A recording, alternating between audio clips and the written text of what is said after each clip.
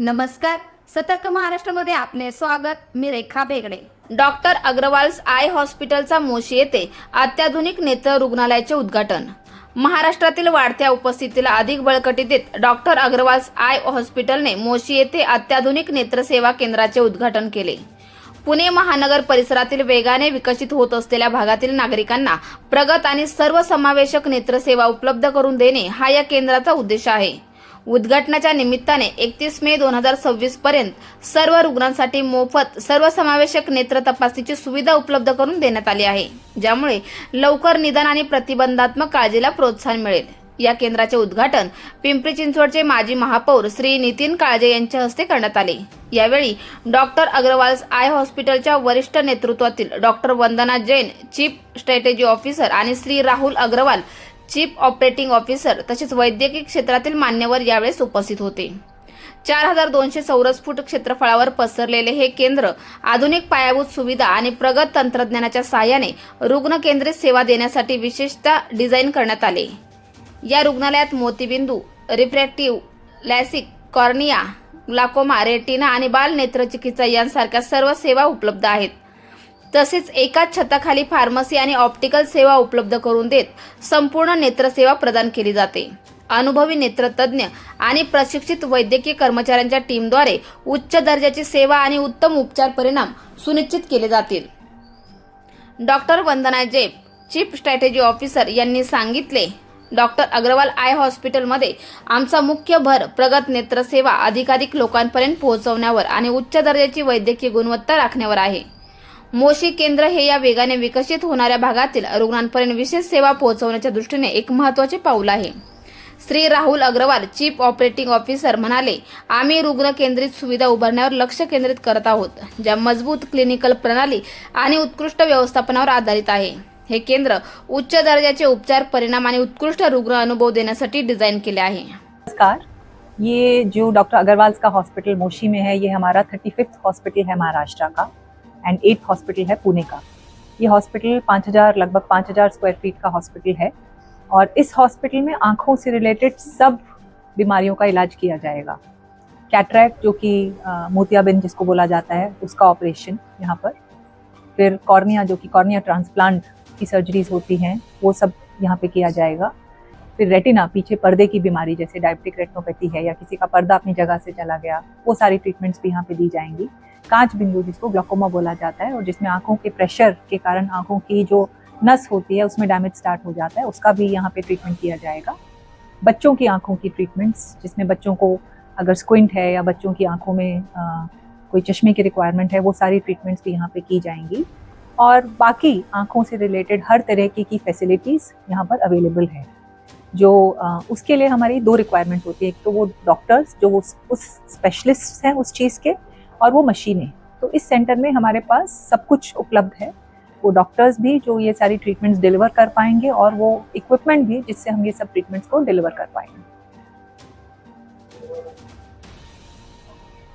अभी 8वां हॉस्पिटल है पुणे के अंदर, तो क्या मतलब आँखों की बीमारी है वो बढ़ रही है, इस वजह से ब्रांचेस और बढ़ रहे हैं की रिक्वायरमेंट मार्केट के अंदर? देखिए, दोनों ही चीज़ें हैं. आज के दिन पे जब पेशेंट को आंखों की कोई भी ट्रीटमेंट चाहिए होती है, बहुत बार उसे अलग अलग सेंटर्स में जाना पड़ता है अपनी पूरी ट्रीटमेंट लेने के लिए. आप मान के चलिए, आपके नुक्कड़ में जो डॉक्टर हैं, आप उनके पास गए और आपको रेटिना का प्रॉब्लम है, वो डॉक्टर बोलेंगे अच्छा आप दूसरे डॉक्टर के पास जाओ क्योंकि मैं रेटिना का ट्रीटमेंट नहीं करता हूँ. तो पेशेंट दूसरे हॉस्पिटल में जाता है. फिर दूसरा डॉक्टर बोलता है अच्छा मैं ट्रीटमेंट तो करता हूँ पर मेरे पास ये मशीन नहीं है. तो हर एक ट्रीटमेंट, आंखों की पूरी ट्रीटमेंट एक रूफ के अंदर अवेलेबल होना, ऐसे सेंटर्स कम हैं. तो इसीलिए definitely there is even a current requirement for a comprehensive eye care facility in cities like Pune. That's number 1. Number 2, जहाँ तक कि आप बोल रहे हैं कि क्या आंखों की बीमारियां बढ़ रही हैं, एक्चुअली में आंखों की बीमारियां बढ़ रही हैं. जैसे जैसे हमारी पॉपुलेशन, जो एजिंग पॉपुलेशन बढ़ रही है, वैसे वैसे हमारी जो आंखों से रिलेटेड बीमारियां हैं, जैसे कि मोतियाबिंदु, कांच बिंदु, डायबिटिक्स की वजह से जो आंखों में बीमारियां आती हैं, एज रिलेटेड मैक्युलर डीजनरेशन जो एज के कारण, तो ये हो गई एजिंग पॉपुलेशन की. दूसरा, आजकल यंग लोग बहुत ज़्यादा स्क्रीन इस्तेमाल करते हैं, जिसकी वजह से आंखों में उनके स्क्रीन से रिलेटेड बहुत सारी बीमारियां स्टार्ट हो गई हैं। और तीसरा, बच्चे, जो हमारी एक मेजॉरिटी पॉपुलेशन हमारे बच्चे हैं। पहले ज़माने में 5% बच्चों को चश्मा लगता था और आंखों से रिलेटेड प्रॉब्लम्स होती थी। आज के दिन पर 25% बच्चों को चश्मा भी लगता है और आंखों से रिलेटेड प्रॉब्लम्स भी हैं। तो अगर मैं इसको दो पहलू से देखती हूँ, एक है कि आंखों की प्रॉब्लम्स ही बढ़ रही हैं, उसके लिए ज़्यादा आंखों के डॉक्टर्स की, आंखों की सर्विसेज की रिक्वायरमेंट है। और दूसरा पहलू है कि आज के दिन पे पेशेंट को कन्वीनियंस चाहिए, पेशेंट को एक ही हॉस्पिटल में आके पूरी आंखों की ट्रीटमेंट चाहिए। तो वो सारी की सारी चीज़ें हम डॉक्टर अग्रवाल्स में अपने हॉस्पिटल्स में प्रोवाइड करते हैं। अग्रवाल हॉस्पिटल में जो भी स्कीम्स होते हैं गवर्नमेंट के, महानगर पालिका हो, सेंट्रल गवर्नमेंट, स्टेट गवर्नमेंट, कौन कौन सी स्कीम यहाँ पर अवेलेबल है और इसका फायदा जो है सो एज एन ऑर्गेनाइजेशन हम सब स्कीम्स के साथ एम्पैनलमेंट करते हैं। सिंस ये हॉस्पिटल हमारा नया हॉस्पिटल है, एम्पैनलमेंट्स करने के लिए एक प्रोसेस होता है जिसको फॉलो किया जाता है। तो मोशी हॉस्पिटल में भी CGHS है या स्टेट गवर्नमेंट की स्कीम्स हैं या कोई भी और स्कीम्स हैं, वो सारी की सारी एम्पैनलमेंट हम यहाँ पे भी करेंगे। हमारे जितने भी हॉस्पिटल हैं बाकी पुणे में, उनमें सब में वो एम्पैनलमेंट्स हमारे पास अवेलेबल हैं। चे बरेच रिझन्स असतात। तर युजली साधारण काही मुलांना 1 वर्षापर्यंत थोडा नॉर्मल फिजिओलॉजिकल तिरळेपणा असतो, जे एपिकॅन्थल फोल्ड्समुळे होणार किंवा डोळ्याचे जे डोळ्यांचा जे भाग आहे त्याच्या स्ट्रक्चरमुळे तसं दिसतंय। 1 वर्षानंतर आपल्याला एक्झॅक्टली कळतं की तिरळेपणा का कारणाने आहे, ते काय चष्म्याशी रिलेटेड आहे का त्याच्या जन्मतः डोळ्याच्या आतमधले शिरा वीक असल्यामुळे थोडासा तिरळेपणा आहे।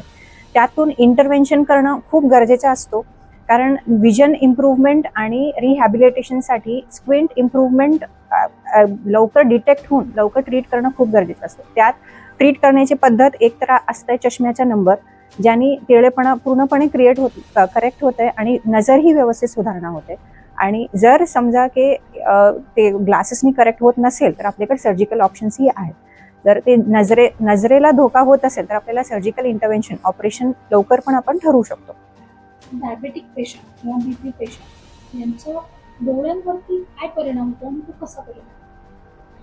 डायबिटीज असणाऱ्या पेशंटला डोळ्यांच्या सगळ्या भागांवरती परिणाम होतो, स्पेशली शुगर जर अनकंट्रोल्ड असेल तर। शुगर अनकंट्रोल असल्यास सगळ्यात सुरुवातीला कॅटरॅक्ट लवकर डेव्हलप, म्हणजे मोतीबिंदू लवकर सुरुवात होऊन डेव्हलप होण्याची शक्यता जास्ती असते आणि मागच्या पडद्यावरती त्याचा परिणाम जास्ती होतो।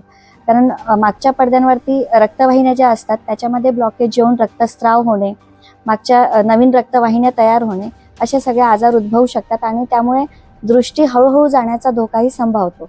त्यामुळे डायबिटिक पेशंटनी शुगर कंट्रोल करणे अतिशय गरजेचे आहे आणि वेळोवेळी नेत्रतज्ञांना दाखवणे आणि पडदा चेकअप करून घेणेही गरजेचे आहे। अर्ली डिटेक्शन झाल्याने डायबिटीजमुळे होणारा पडद्यांवरती परिणाम पूर्णपणे बरा करता येतो लेझरच्या सहाय्याने। त्यामुळे प्रत्येक पेशंटने दर 6 महिन्याला चेकअप करणे, ॲटलिस्ट 6 महिन्याला चेकअप करणे गरजेचे आहे।